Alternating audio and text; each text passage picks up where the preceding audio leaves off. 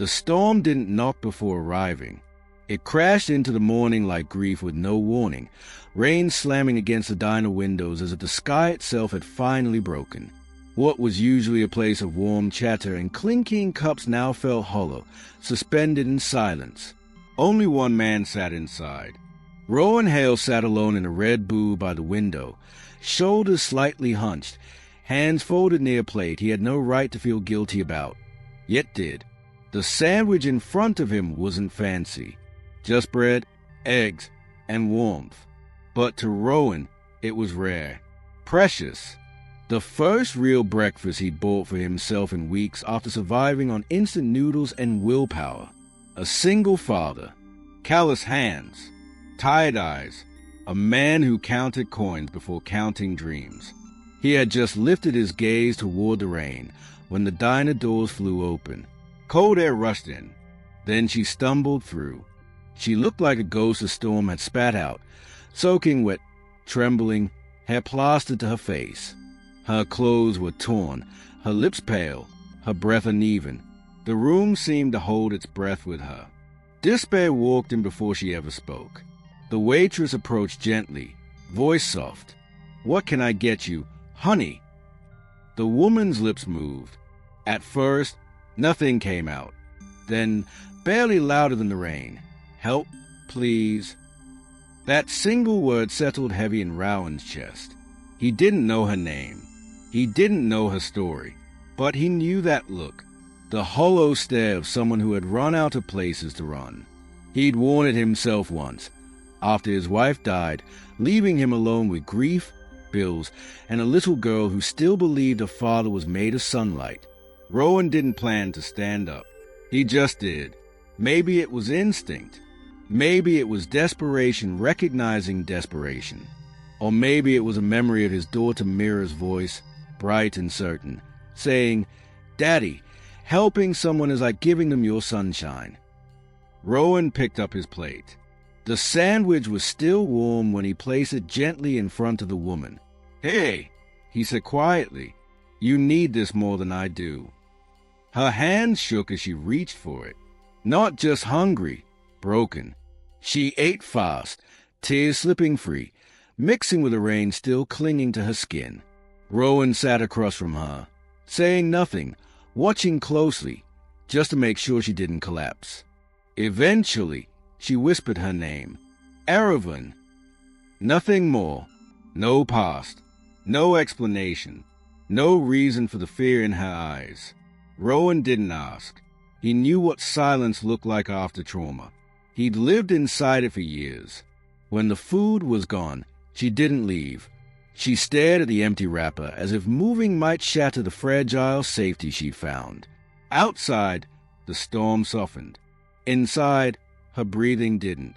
Rowan called Mirror School and said he'd be late. Then he slipped off his jacket and draped it around Araven's shoulders despite the cold biting into his own arms. She tried to refuse. He wrapped it tighter anyway. Her eyes widened, like kindness was something she'd almost forgotten existed. They sat there for an hour in quiet companionship. Slowly, Araven thawed. She admitted she had no money, no phone, no place to go, only a small camera she clutched like a lifeline. When Rowan offered to drive her somewhere safe, she panicked and shook her head violently, so he didn't push. Instead, he gave her his remaining change, knowing it meant skipping dinner. Her thank you cracked like glass. At the door, she hesitated, looked back once. Her eyes shimmered with something Rowan couldn't name. Then she disappeared into the light. Rowan never saw her again. Not that day, not that month. But the consequences of that single breakfast had already begun. 3 weeks later, a letter arrived. Thick paper, embossed lettering. The kind Rowan had only seen in movies. His stomach tightened. Letters like this weren't meant for struggling single fathers. They were meant for people with problems or power. He opened it with trembling hands. "Mr. Rowan Hail, we request your presence at the VIN and Alder Law Firm regarding a matter of urgent and personal importance involving Miss Araven VIN." The room felt smaller. Araven, the woman from the diner. The ghost in the storm. Why would lawyers be involved? Was she hurt? Had something terrible happened? Was he the last person to see her safe?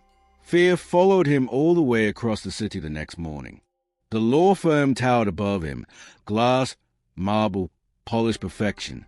Rowan stood inside it feeling painfully out of place in worn jeans and frayed sleeves. In a quiet conference room, 2 attorneys sat across from him. "Is she okay?" Rowan blurted. "She is safe," the older attorney said gently. "Largely because of you." Relief crashed into him, then confusion. A photograph slid across the table. Araven, smiling, radiant, dressed in elegant clothes, standing inside a high-profile art gallery. Rowan barely recognized her. The attorneys explained.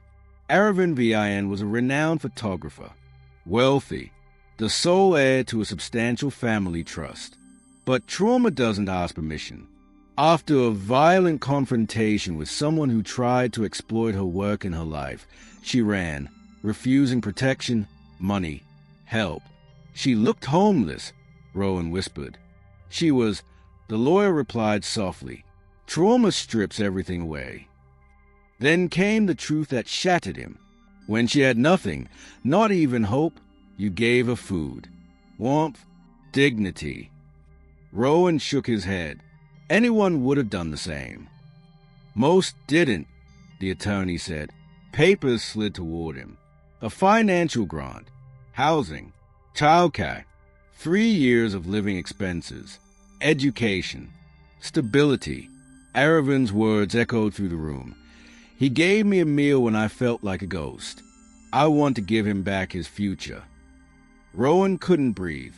He left the building clutching the folder like it contained sunlight. In the months that followed, life changed quietly, but completely. A safe apartment, a future, Mira laughing again, dreams reborn. And sometimes, Rowan returned to the diner, sitting by the window, remembering the storm. Because he learned something that day. Kindness doesn't need witnesses. It only needs courage.